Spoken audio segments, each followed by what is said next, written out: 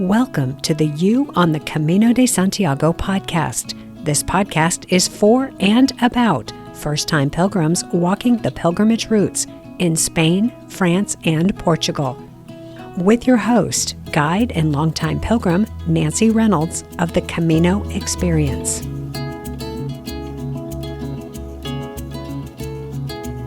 When you feel called to walk the Camino de Santiago, what are you being called to? And what is this thing, the pilgrimage to Santiago? I ask myself that question a lot, especially when I am on the Camino. Hi, this is Nancy, back with another pilgrim conversation, this time with Neil from the United Kingdom. Neil has the gift of a long lead up to his pilgrimage, allowing him to contemplate meaning and motivations, and to take his time choosing which route to walk. That might be the biggest challenge of all, which route to walk first when you suspect you are going to want to eventually walk them all. Toward the end of our conversation, Neil turned the tables and asked me a question. It's one of my favorites. What keeps bringing me back to the Camino? I answered that question by sharing about why I continue to walk my own personal pilgrimages on the Camino. But there's another really big, really significant reason why I keep returning. It's to share this journey with first-time pilgrims and support them in making their Camino dreams a reality. I'm just home from leading my May Camino Experience group on the Frances route, and every time I lead a group, I am reminded of just how incredible this journey can be. This time there were 10 pilgrims in the group, so let me give a shout out to Beth, Dave, Jennifer, Marlene, Natalie, Peg, Vicky, Lori, Julie, and also Danya, who you just met in episode 148. You are all rock stars. As this episode goes live, a couple of them have just reached Sarria for the final stretch to Santiago. 3 have already returned home as they had limited time and chose to plan their pilgrimages differently. 1 walked to Logroño and then jumped ahead to walk the final stage into Santiago, and 2 walked as far as Burgos. The rest are spread out between León and Sarria, making their way west. We are all connected through a WhatsApp group, and they are sharing stories, photos, and inspiration, and supporting and cheering each other on. It's so incredible to have those connections. And I had a new addition to the group this year. For the first time, I had an assistant guide, my friend and fellow pilgrim Maurice, who you met in Season 2, Episode 12, and in Episode 107. I decided to add an assistant to the group after I was injured during a training walk in March. I wasn't sure if I would be able to do the walking part each day, so I devised a plan to add a second guide, and I would follow the group in a support car. Maurice was already planning to walk with the group from Saint-Jean-Pied-du-Port to Pamplona, his second time walking that part of the Frances route. So I asked him if I could promote him to my assistant. I'm not overstating it when I say that Maurice was a perfect fit for the job. He loves the Camino Experience, and he loves being with pilgrims. To prepare for his role, he arrived 4 days early and walked from Saint-Jean-Pied-du-Port to Pamplona on his own before the group arrived, so that part of the trail would be fresh in his mind. And then, when the pilgrims arrived in Saint-Jean, Maurice was at the ready for any questions or concerns, or just to lend an ear to a nervous pilgrim. You will never meet a kinder soul than Maurice, and good news, he is already looking ahead at joining a couple of my 2027 groups. Speaking of that, I will be announcing the dates for 2027 and opening registration in July, and the plan is to have an assistant with every group next year. I probably won't have the support car, though, as my heart longs to be walking on the trail with my pilgrims. It was really hard not to be on the trail with them, step by step. So in September, I will be going back to the way I've always done this, walking together. If you are looking ahead to 2027 for your first pilgrimage on the Camino Frances, and you feel called to walk it on your own, but you're not sure you need or want to start alone, let's connect and do this together. You can let me know you're interested in joining me on the trail by following the link in the show notes or by dropping me an email at nancy@thecaminoexperience.com. Now, are you ready to meet Neil and hear his story of being called to walk the Camino and the struggle to choose the right route for your first Camino? Let's do it. Neil, hi. Welcome to the podcast. Thanks for joining me today. Hi, Nancy. It's a pleasure to be here. Yeah. So you've been listening to the podcast for a while, or are you new to it? Well, I'm new to it, but I've gone back to season 1, started at the beginning. Great. So a long time ago. I can see now there's loads of episodes that I've not listened to yet, but I'm on season 3, I think. So it's I'm really enjoying it. Oh, good. I'm glad to hear that. Yeah, the different seasons have definitely a different feel. So season 1 is definitely for the first time pilgrim getting started and what decisions do you have to make? And just from our email conversation, I can tell you've already made a lot of decisions about your Camino. Does that feel like it, or do you feel like you're still in the very early stages? Well, I mean, it does feel early stages. I mean, I've been thinking about it for a long time. It's been a seed inside me for a long time. And I've had conversations with friends over the last 5 or 10 years, probably about, oh yeah, I'll definitely do it one day. And then in January this year, I just woke up and thought, yep, I'm doing it now. And since then, I've been, people can relate to this, I'm sure, that then it becomes all consuming and that's all you start to think about. Yes. And that's when I started searching for podcasts and tried a few and found yours and just really connected with the long form, the detail, the kind of long answers and the considered answers. And I thought, yeah, this is the one for me. And I've latched onto that. Oh, I'm so glad. Thanks for that. Well, let's go ahead and put the pin in the map. Would you share with me what your plans are, and that specifically when you're walking, what route you're walking, and what other set ideas you have about what you're doing out there? Okay, so I'm probably a little bit different to a lot of people. I'm doing a long run up. So I'm walking next April, late April, or potentially any time in May. Okay. That would be 2027. So I can't do it this year, but I can do it next year. Gap has appeared in my itinerary. Route, now that's interesting. I've been doing a lot of research and reading about the routes, and there's obviously 5 main routes, and the one that is really drawing me in is the Primitivo. Okay. That said, I am open and haven't made final decisions yet, and the reason that's drawing me in is I've probably got about 2 weeks, and you can complete that in 2 weeks. And it's the original, the oldest, which is I kind of like, and that appeals to me.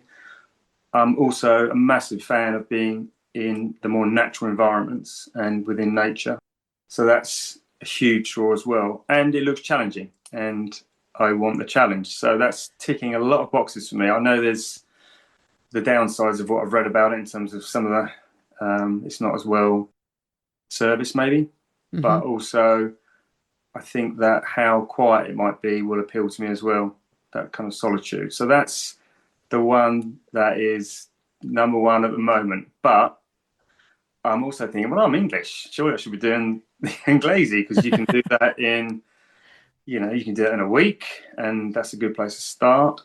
What I have decided in my head is that this won't be my last one. I'll definitely do it again. I know that. I know myself well enough. How do you know that? I don't know. I don't know. I just think you just know yourself well enough to know that once I get a bug with something, I mean, I'm quite a kind of completist. I don't think I'd ever complete all of the main 5. When I say the main 5, the Francés, Portuguese, Norte, Inglese, and Primitivo is what I have in my top 5 in terms of the routes. I don't think I'd complete all of them, but I certainly would want to do a much longer one when I have a bit more time and I've had a bit more experience to see how I feel about it and what I wanted to get out of it. And so, undecided, but that's the main one at the moment. I've got a friend who I've asked who said yes straight away, and I then messaged him and said, right, I want you to think about it, because it's a big commitment and I know you said yes straight away, and I didn't want to put anyone under pressure. So at the moment he's traveling. He's in Japan at the moment. So when he comes back, just going to double check that how he feels about it, what routes he might want to do. So I'm very open and flexible to other routes. I haven't, if we decided to do a shorter route or a stage of one of the other routes, fine. But I think that's the one that's drawing me in at the moment. Okay, well, I've got lots of follow-up questions for you. I bet, So sorry. first of all, I'm glad that you went through the list of the 5 routes that you're considering, because I was going to ask you to do that. So thank you. Because when somebody first hears about the Camino, they are presented with usually YouTube videos that show the experience of it, or social media conversations that talk about boots and backpacks and where do you get food and how much does it cost. How are you doing your research about the route so that you can get a good idea of which route to take? Oh, crikey. So I'm reading and I'm listening, obviously, to you, and I'm watching, and then I'm reading, listening, and watching, and it just seems to be all I'm doing. Headphones go on at night, and I'm either listening to a podcast or watching some YouTube stuff. There's a lot of opinion and advice out there, isn't there? There's, it's a whole world. It's a thing, Yeah. isn't it? I can see how it becomes people's lives. It's a real thing. So I'm trying to do a bit of it. This is why I've given myself this long run up. I'm trying not to have any expectations, make no snap decisions, and be prepared to change. I've already changed a couple of views I had on things, and there's no doubt about it. It's, I suppose I'm trying to gather the wisdom of the crowds out there and then just disseminate it all and try and work out, okay, so which parts of that really do I relate to and do I think are going to bother me? Because we're all very different, and certain things are so important to some people, and which probably I wouldn't even think about. But it is difficult. There's no doubt about it. I think it's quite overwhelming, the amount of information that's out there. Totally agree. Yeah, totally agree. I feel for the first time pilgrim now. 20 years ago, when I first walked, I had a Lonely Planet guidebook on Spain that had 3 pages on the Camino. Oh, And it said, go to Pamplona and walk west. And I'm like, okay, I'll oh wow. do that. I didn't even know Saint Jean was a thing. I didn't know there were other routes that I could walk. I just go. Yeah. But now it seems completely overwhelming to me. And even when I put together the podcast or I put together my Camino planning kit, I'm like, how do I organize all of this information so that it makes sense to someone who's just getting started? Yeah, yeah. It's. I think the key things, just to go back to it, the key things for me were probably the natural side of it, being on my own a bit more and having fewer people, and having something that I can start and finish. I think they're really, really key to who I am. I'm a fully paid up introvert, so it kind of feeds into that, Mm. into being that like that. I think, and that's what's drawing me into that. I think I'll do other routes. I'm sure I will. I'm sure I'll do other routes, and that's kind of yeah where I'm at with it. I just love the thoughtfulness that you're putting into this and coming up with something that suits you. A lot of people have this idea of what the Camino experience is, almost as if we have to go buy it off the shelf. And Yeah, I'm going to go get this Camino experience. But we really have the opportunity, and it's a wonderful opportunity to do a little bit of research and find the route that's right for us. I personally love the Frances route, but that's only because it's a 20-year love affair, and yeah, it's hard to leave that love behind, and I don't want to. So, yeah, yeah, but that doesn't mean that's the right route for everyone, for sure. yeah.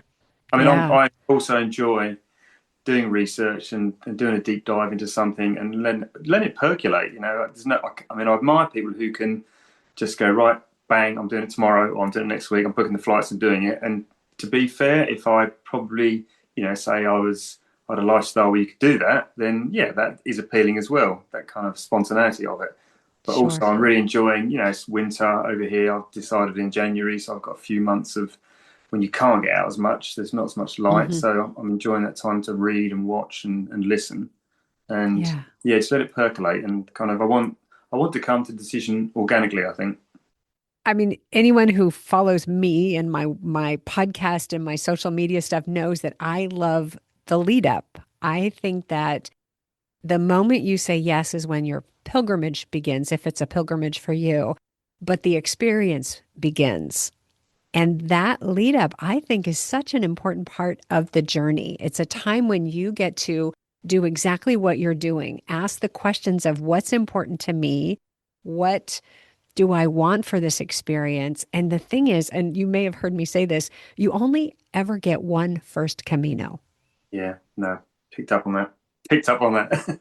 And so what do you want it to be? Like you only had one first child. And that Yeah. moment was incomparable, the moment that child was born. And of course, I'm speaking as someone who doesn't have children. So I suspect that's true. And it's, different scale, but same thing. Your first Camino, you only have one first time that you walk out of the train station or walk out of Yeah. the bus station and try to find your way to your starting point, and then wake up the next morning and go, okay, I got my backpack. I see an arrow. I'm doing this. You only get to do that first time once. And that's interesting because that definitely plays into my subconscious in that there's no doubt about it. The Camino is busy now, isn't it? It's getting more and more Mhm. popular, and there's over 500,000 people walking it every year. I think now. I don't know. Well, more than that. That's how many people get the Compostela. Oh, okay, right. So more people walking it. Well, the estimates I've heard is that you probably have to add another at least 50% Wow. to how many people are on any of the trails throughout the year. Yeah. Wow. Yeah. So that's one of and what I don't want to do because I've already imagined myself on the Camino. I've imagined myself in scenarios, and what I don't want to do is pick one that I then don't like because I've already built it up to be this amazing thing, and I'm sure I wouldn't, but that does that does play on my mind because I was thinking if I got somewhere and there was hundreds and hundreds of people, I'm going Mhm. to be thinking, oh, okay, this feels more like a tourist than a. Yeah. Well, that's interesting because a few minutes ago you said you are planning to go with no expectations, but is that even possible? Well, quite, yeah, low expectations. That's what you are. Yeah, The exactly. way I like to say it is there's no way we're not going to have expectations. But instead I would say get to know your expectations so that Yes, you know if they're even yours or if there's something you inherited from YouTube videos. yeah, quite. That's a very good point. Yeah. Oh, this is exciting. Can we talk a little bit more about what's calling you to walk the Camino and why is it calling you now? What happened that January morning that you woke up and went, now?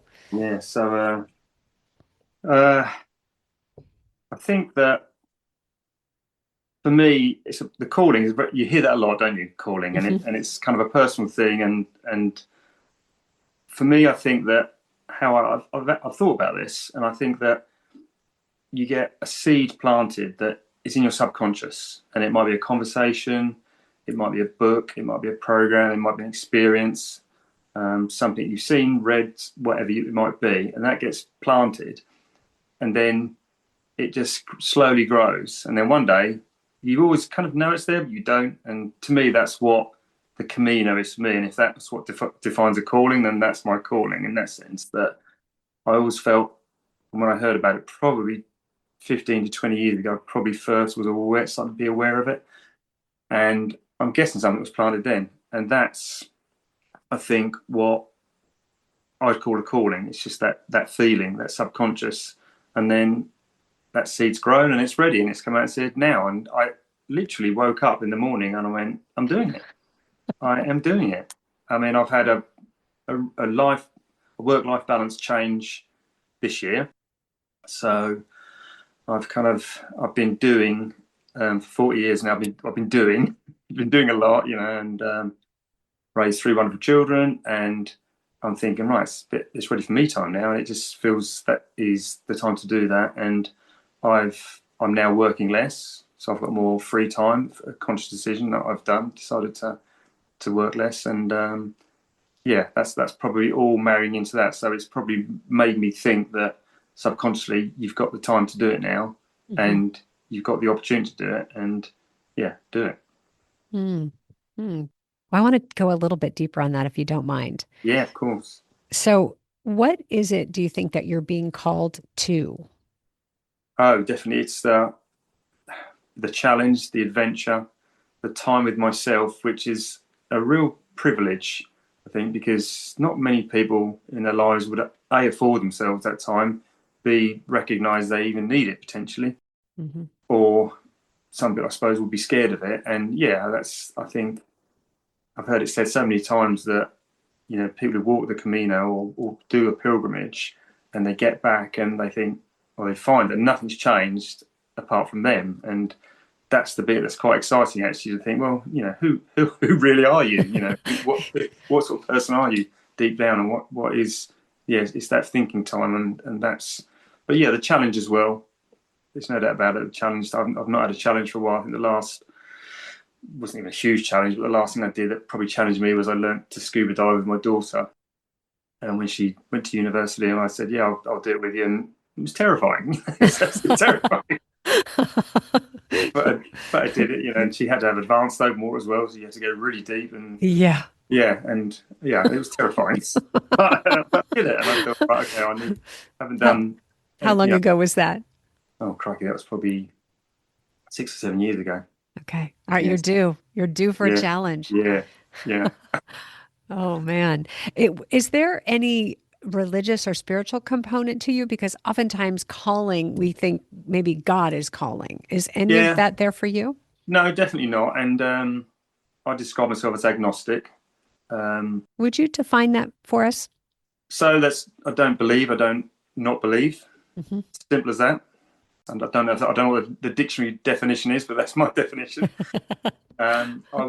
My mother's side were Church of England Christians, not practicing, but they would describe themselves as that.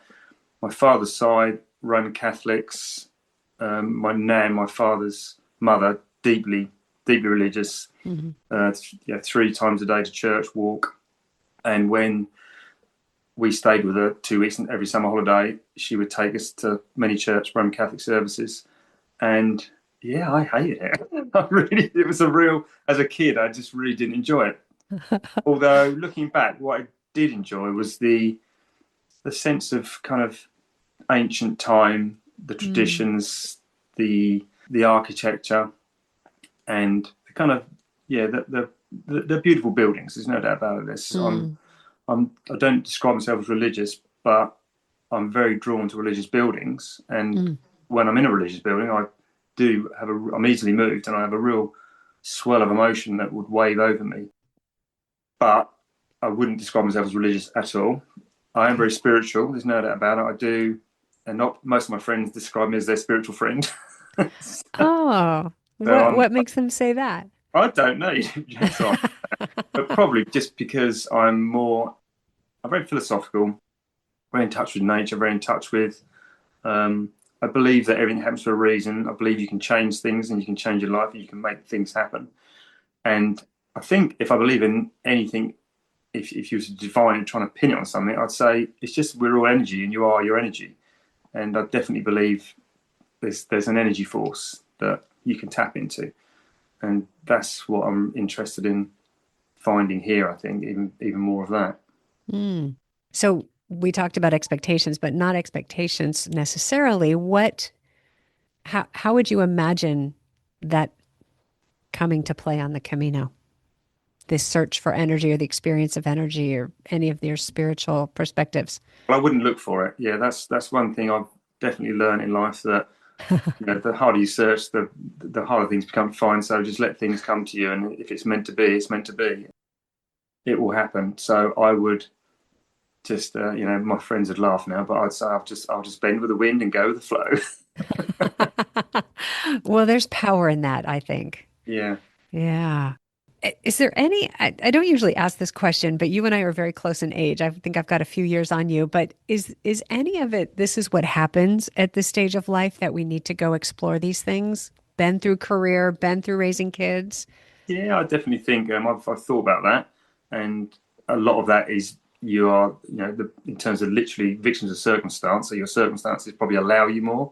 You might have the financial wherewithal, you might have the time to do it, you might have the mindset to do it, the strength, the confidence. I'm determined to stay fit, so it's this whole. I think a lot of things do play into that, and yeah, I wish I'd done it when I was younger. I admire people who are doing it when they're younger, and I've already thought about my next one. And I've thought my next one. I thought I'd love to take one of my kids with me if they wanted to come. I think they definitely want to, if they could, again, afford the time and have an experience to be able to do that and to know where to go and what to do. And even if they could only do a short time, maybe, I'd love to be that person who can bring that to them. But yeah, I think it does definitely come to you at a certain stage in life. Probably, I don't know what the average age might be of people, but it wouldn't surprise me if it's between 50 and 60. Depending on what time of year you go, you would conclude that that is the demographic. So, in the shoulder, what's typically considered the shoulder season in travel, which would be around April, May, September, October, you're more likely to see our demographic. In the July, August timeframe, when all of Europe's on holiday and when school groups are out, you might think, oh no, this is all for young people. All So, right, yeah. yeah, you get it all. And what's interesting is the statistics that the cathedral office in Santiago keeps has these really funny, well, I think it's funny. I would like more precise data. They capture it in an age range of something like age 35 to 60 is one category. Wow. If I think that's 20 of 25-year span. I mean, I think we could break that down a little bit more and Yeah, get a better idea. So just my opinion. that's interesting. Yeah, yeah. So you talked about how you are really drawn to completing what you start, completing things and having things be an entire experience. And so I often ask the question, which is more interesting or exciting, or you're more engaged with the idea of starting your Camino or finishing your Camino? And I don't want to assume, so I'm going to ask you the same question. Which is you're like, I'm so excited about starting, or I'm so excited about finishing? Which one has more energy for you? The start, yeah, and the start, and had I had more time, and I know when I get to that end mark, I know I won't want it to finish, and I haven't ruled out walking on. I haven't, I'm probably going to book a one-way flight at this stage. So yeah, it's the start, and I The want it to start. be. And I've listened to what you've said, and I can appreciate and understand that about that start's got to be slow and to take that in, and yeah, I just want to really enjoy that part of it. And no, Okay. it's the journey for me. It's definitely not the destination. Okay. Isn't that great? I'm glad I didn't assume because I thought for sure it'd be the moment of arrival in Santiago based on what you had already said. So I love that. The beginning to me is just so special. Yeah, yeah, no, I agree. It's, I mean, don't get me wrong. That end part again, you've imagined yourself there. I've not done it yet, but I'm sure you did. Well, maybe you didn't, but I'm sure a lot of people do. They imagine themselves at the end as well, Yeah. and how you might feel. And yeah, I'm already carving out a groove in my brain to say, whatever you think, just park that for a minute. Just park that. A bit about going back to the expectations when, can you really have none? To have as little Yeah. as possible and just to then see how you feel in that moment. I've Yeah. already said if I feel I want to rest and the itinerary is saying you can't rest, I'm going to rest. I'm going to rest, and if I'm fed up with staying in noisy dorms, I'm going to grab a hotel. I'm not going to be. Yeah, we're just going to go with the flow in that sense. Definitely, I think that's probably the best. That will suit my personality the best, I think. Yeah. I really like that. I really like that. For me, one of the lessons of the Camino has been being in the moment. And I say that because it feels for me like it's a venue to practice that and to constantly come back to the present moment again and again. And I, no matter who you are, you take yourself to the Camino. And so whatever pushes your buttons at home, it's going to push your buttons on the Camino. Whatever ruffles your feathers, whatever makes you happy, makes you sad, makes you question things, it's all going to be there. And I find that the Camino gives us a chance to practice going, oh, that was my button that just got pushed. Right. Not the button pusher, but my button. And so Yeah. I'm just going to be with that. And I'm going to slow down into that moment. And for me, it's just a long opportunity to practice being in the Mhm. moment. Yeah, and seeing what my crazy mind is doing. Speaking of crazy mind, one of the things you wrote in one of the emails correspondence that we had was you were looking forward to the mental challenge of this. Would you share a little bit about what you might be thinking around that?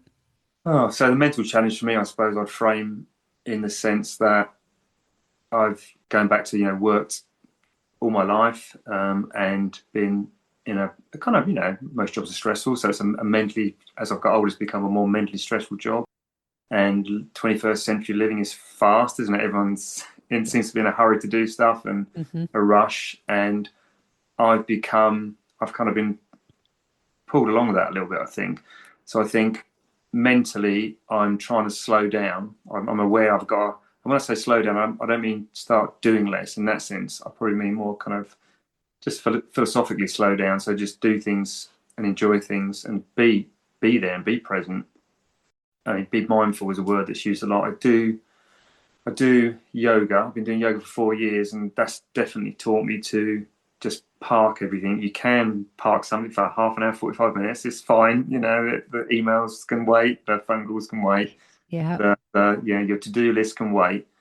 And then to be, to train, I suppose to retrain my brain to get it back to where it was. I think I'm definitely guilty of overthinking. I'm definitely an overthinker, and that's fine. I've always been like that, and I understand it, embrace it, and kind of own it in that sense, and I'm aware of it, which I think is helpful if if you've got something like that, if you are overthinking something, to be aware of it. And that's where I think I just want to, get my brain to be a bit more balanced and clearer, and that's what I call that mental challenge, just to see if I can slow it right down without not physically slowing down, but just slow the brain right down.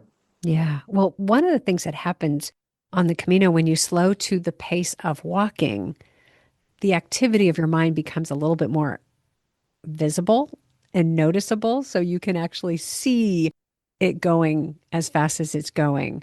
And for me, that's an opportunity to go, okay, I see that. Let's slow that down and maybe choose to think of something else that's a little bit more simple. Hmm. Yeah. And the other thing on the Camino is so funny, life really is simple. And so you get to the point where what your priorities are finding food and finding a place to sleep and a place to sit down to take a break. And that allows your mind also to slow down a little bit. You have fewer things you have to worry about. Yeah, and I think it's almost like a rite of passage in that way, in the sense, for me, that would be me allowing myself to do that. Look, the world, look, friends, family.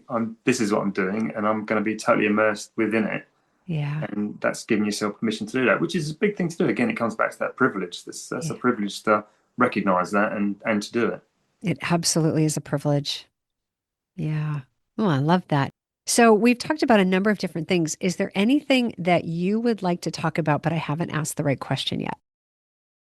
One of the other things that's important to me is in terms of rural Spain, which I didn't. I mean, I'm obviously close to Europe and I've done a lot of traveling in Europe, not necessarily in Spain. Been to the few of the Barcelona and on the beach side of Spain, but not really done that northern Spain. And not really being aware of it and the pace of life and how really kind of unspoilt a lot of it is, and about how they kind of seem to be just proud to be doing what they've done for centuries, which is I think it's to be admired. And I definitely am looking forward to the architecture and that way of life in terms of seeing how they're doing it and what we could all learn from it. It's something that you don't, I mean, I don't even follow the news now. I'm one of these people that post COVID, the news didn't even become a thing to me. It was just, I've kind of that's one of the things I've tried to switch off from. And you just don't see these kind of ways of life reported or spoken about in day to day. And I'm sure there's half of the population of this world probably don't even know these places exist or what they're doing. And that's really appealing to me, that whole, I think it is the history and the architecture of what that part of Europe has got to offer. And I can see, I mean, I've seen YouTube videos, I've seen pictures, obviously guidebooks, and it's stunning. It's beautiful, It incredible. is. Yeah, Yeah. It feels like it's from another time. yeah, yeah, Hmm. Hmm. Yeah. And I'll be interested to hear what the Primitivo route is like, if that is the one that you choose, because I have an image in my mind of the Primitivo route of having far fewer towns and villages and longer distances and more open, expansive nature yes, is what yeah, I'm imagining. yeah, Yeah. yeah. And I think that's how I imagine too. And reading about it and seeing pictures of it, that does look like that. The other thing I didn't mention in terms of the appeal of Primitivo is it does obviously join the Francaise at Malide, I think, Hmm. and that again appeals to me to then. be thrown into another route and a load of people, and to get that kind of feel and that shift of pace, and to be just to see how that feels, and Yeah. how that is, and to get another kind of taste of a completely different route. Brace yourself. Yeah, I bet. It might be a little shocking. Yeah, yeah. It's very busy, that final 100 kilometers into Yeah, Santiago. It's quite busy. Yeah.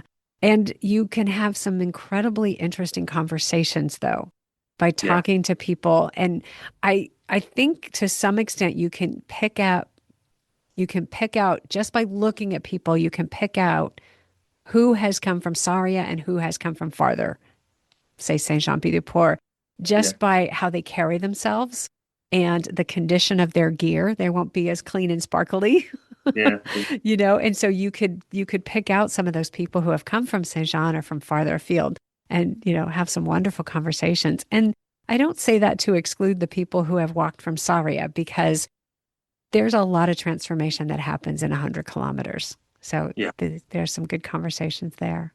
yeah, yeah. I mean, I haven't ruled out doing a short part, I think, and I haven't ruled out doing it solo. That's something that listening to people who've done it in your podcasts are inspirational, and Yeah. follow a few people. I've joined a few groups on Facebook, and seeing people who do it solo is it's very inspirational. It's very inspirational, and that's something that if that's the way it goes, that's the way it goes. That's what I'll do. Okay. Yeah. A lot can happen in a year. Yeah, 100. Yeah, definitely. Yeah. Yeah. Yeah. So the friend that you're going with, I'd love to hear more about that and more about how that came to be and what you think about that as an option. Well, I mean, again, I'm going to ask him again, because he said yes, but it might be a change of mind, and I don't know. So I'm going to put no pressure and no expectation on there. Does he know what he said yes to? Yeah, I mean, he's well, I think so. I think so. Well, he said to me, he said, "Yeah, there's loads of routes, aren't there?" I said, "Yeah, there's loads of routes," and we've chatted about doing it before and doing it properly and being serious about it. And it's not just a weekend hike. Yeah, I've known him 25 years, Okay. and he's very easy to get along with. Very philosophical as well, like me. So Say that last part again. very philosophical, like me. Philosophical. Thank you. I don't know Sorry. why that word just didn't come through. Oh, my ears. Yeah, but I've also thought of other people that I could ask as well, and it's just yeah, I don't want to put pressure on anybody, and that's why I thought, okay, that's important for me to know that as soon as I decided I was doing it, my brain went straight to, and even if I do it solo, I'll do it. So I'd already kind of Okay. made that decision in my brain, so I didn't want to put any roadblocks in the way or to stop that flow of thought or consciousness. Yeah, so that he'd be a good person to work with. He's very adaptable. We're both very resilient. So I think that we'd work well as a team, and yeah, that'd be great. Excellent. Well, it sounds like you are absolutely on the right track with your planning and your philosophy. We'll go philosophical here. Yeah, just looking at how you're approaching this, I love it. Do you have any concern about it being so far out? So it's a year out. Are you going to be able to make it that long, or do you think you're going to just eventually just book a flight and go sooner? No, I can't go sooner. I'm too busy, too Okay. busy to go sooner. So I think that no, that wouldn't happen. Okay. And it gives me a chance to. I love having something to aim for, so that's great. And it's also to get some physical practice in, to do Sure. more walking. I mean, I walk a lot already, but not. I mean, I'm now already started walking with a backpack, Good. with some weight in it. Um, and so that gives me a focus to do more of that as well, which I'm really Okay. looking forward to. And it's nice to have that push. But yeah, it is a long time, and yeah, anything could happen in that time. It could change, but I think I'm very focused, very determined on it, and I'm not the sort of person who changes his mind in that sense. Okay. All right. Very good. So we'll see you over there in April or Yeah. May of next year. Are there any questions I can answer for you? I think I mean, your podcast is so in depth, and there's so many brilliant answers and questions and answers on there already, and technical questions and practical questions that I feel most have been answered. I think the biggest unknown for me is obviously you can never call the weather, and obviously Yeah. the Primitivo route has some mountainous aspects of it, and I'm going at a time of year when it's going to be even wetter than most times of year potentially. Could be. Yeah. Could be. So I think it's just knowing one of the things that I'm not sure of. I think even after listening to, I think you've done a couple of podcasts I've listened to, and I've done a lot of reading about this. Is when you're sleeping, do you need a quilt, a liner, a bag? What is the best thing to take? What's the one that you recommend? I mean, is there any right or wrong answer? Pros and cons? Yeah, yeah. So I like to keep things simple, even though it doesn't seem like it because I always give the long answers. But the short answer is you need something. That's for hygiene because the blankets are not washed frequently, and oftentimes the mattresses don't have real sheets. They just have a cover on them. And some places give disposable sheets, but that's usually only a bottom sheet and a pillow cover. And I don't want to be the one creating disposable stuff for the environment the whole time. So, short answer is you need something. I would just say if you sleep cold, take a sleeping bag. If you sleep hot, take a liner and use their blankets. Okay. Okay. Yeah. So I probably might favour a sleeping bag then, because you can get some ultra lightweight ones. I'm trying to keep Yeah, and you might say this is crazy, but I'm trying to keep my backpack to maximum 4 kg. that's fabulous. That's really light. It is Yeah, light, yeah. I've yeah. got a light backpack, and I've packed it, and I've weighed everything out that I've got to take. I think I've got to take, and I'm about 3.3 kg, so I've still got half a kg to spare at the That's moment. amazing. Yeah. If I were to spend money on gear, I would put it into the most important thing for me would be boots, is be willing to spend the money to get the right shoes or boots. And then a lightweight backpack would be the other one where I'd spend a little bit more money. And then a sleeping bag, because that's a third of the time that you're on the Camino is when you're Yeah, sleeping. yeah. So those are the three things I'd put money into. I wouldn't put money into trekking poles. I would get collapsible and adjustable trekking poles with good straps, but I wouldn't stress about a $300 pair of trekking poles that have cork handles and have shock absorbers. I wouldn't Well, do it. yeah, yeah, yeah, But those first three things are where I'd put the money. And rain gear, probably. I would make sure I had decent rain gear. yeah, yeah. That's I mean, living in England, we get a lot of rain, so Yeah, I'm not. you're used to that. Yeah, and I haven't done many mountain climbs as such, but or any. I've climbed up Snowdon in Wales, and the weather was horrific. It was fine at the bottom, but terrible at the top, and that's no doubt about it. But if you've got the right gear, it's fine. I don't mind Exactly. getting Yeah. wrapped up, getting having the right gear. That's the thing. Yeah, exactly. Very good. Any other questions I can answer for you? I don't think so. I think I did have one question for you actually Oh, okay. that I thought might play into then what I'm going to potentially find, because I've already decided I'm doing it again. Well, I've not even done one yet. I'm already decided I'm doing it again. I love And that. you've done it a lot of times. Yeah. So what is it that draws you back? Why do you keep? You've been there, you've done it, you've experienced it. Why do you go back? Yeah. Well, there are a few reasons. One is the spiritual practice of pilgrimage is central for me. The idea of pulling yourself out of daily life and going someplace where there's an infrastructure that allows for that inner contemplation, physical movement, and simplicity of life. And that for me is a really important spiritual practice. The other thing that happens for me as a result of that, and you alluded to this in our email correspondence, every time I go, I meet a different and I think better version of myself. So the person who I am today is not who I was 20 years ago when I started walking the Camino. I was not as open and tolerant and kind and thoughtful. Not I don't have it perfect yet, and I never will as long as I'm alive on this earth, I suspect. But I have evolved into someone who I like better. And as someone who has struggled with self-esteem and self-love, that's important to me. Hmm. And then the third thing is, I just love the Spanish lifestyle. I love the rhythm of the Spanish day. I love the simplicity of it. I love how affordable and easy it is to get around on public transportation. That doesn't exist in most of the US.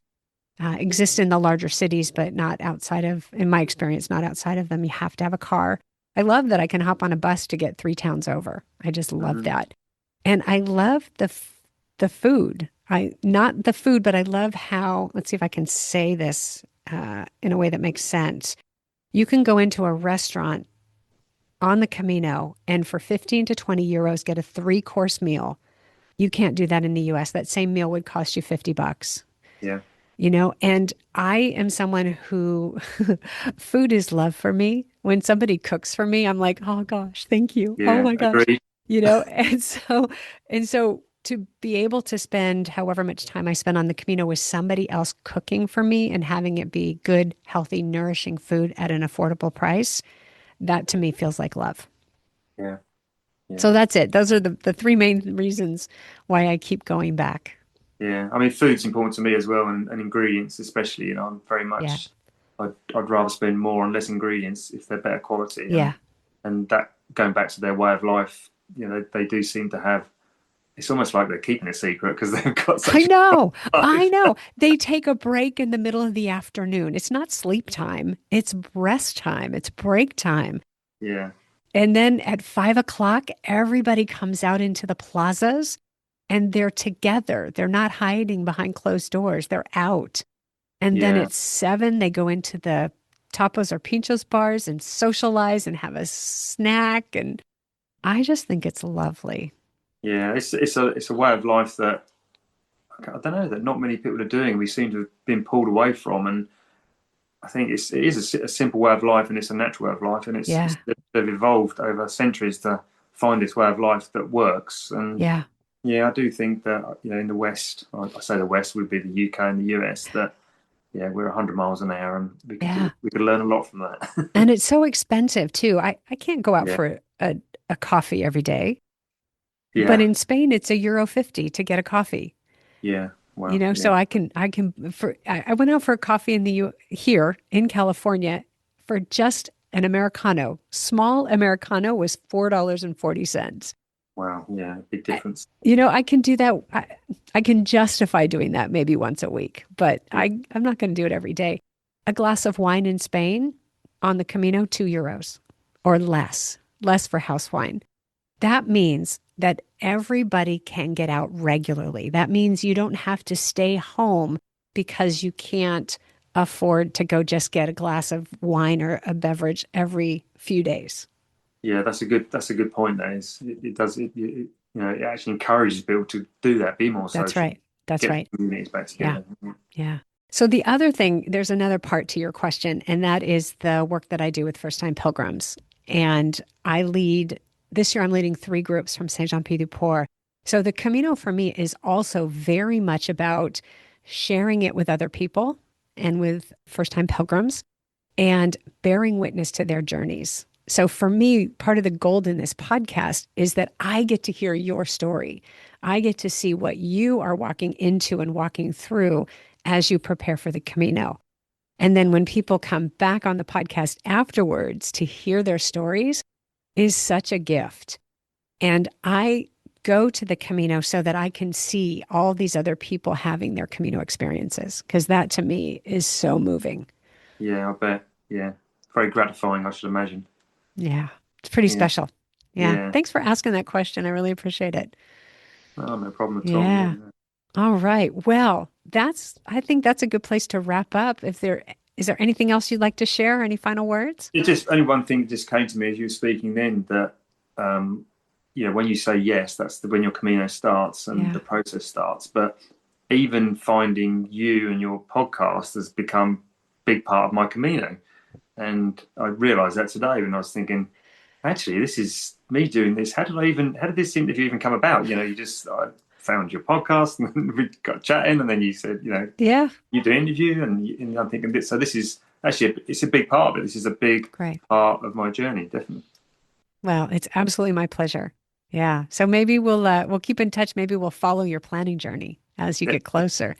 Yeah. Excellent. Well, Neil, thank you so much. It's just really been lovely talking with you, and also imagining that I'm in England because that's where I was supposed to be.